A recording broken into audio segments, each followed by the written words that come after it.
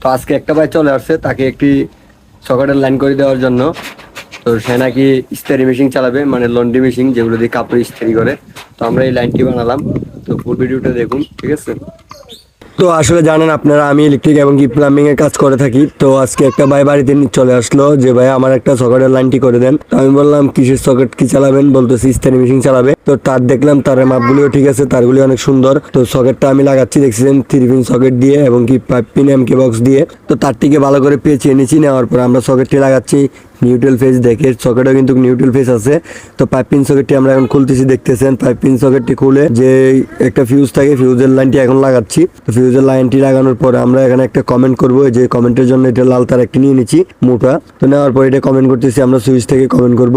আর সকেটটি দেখতেছেন একটি powerful socket. তো আমরা টাইট দিয়ে নিচ্ছি ভালো করে, নাটগুলোকে লুজ কালেকশন থাকলে ফায়ার করবে। তো এমকে বক্সের ভিতরে আমরা তারগুলি ঢুকাই নিচ্ছি, ঢুকানোর পর একটি গিট দিয়ে দিচ্ছি যেন টান খেলেও তারটি না খুলে আসে। তো আমরা এখন বাইরের যে তারটি আছে ইনপুটের তারটি লাগাই নিচ্ছি, দেখতেছেন। তো লাগানোর পর এখন বক্সের নাটগুলি লাগাই নিচ্ছি। তো আপনারা যদি কোনো কাজ করাতে চান তাহলে আপনারা যদি কোনো কাজ করাতে চান ইলেকট্রিক এবং কি প্লাম্বিং এর, আমার ফেসবুক পেজে নাম্বার দেওয়া আছে, যোগাযোগ করবেন। তো আসলে কোনো কাজকে ছোট করে দেখি না, কাজ তো কাজেই। তো তাই বাড়িতে নিয়ে আসলো, কাজটি করে দিলাম, ভাইটি অনেক খুশি হয়ে গেছে।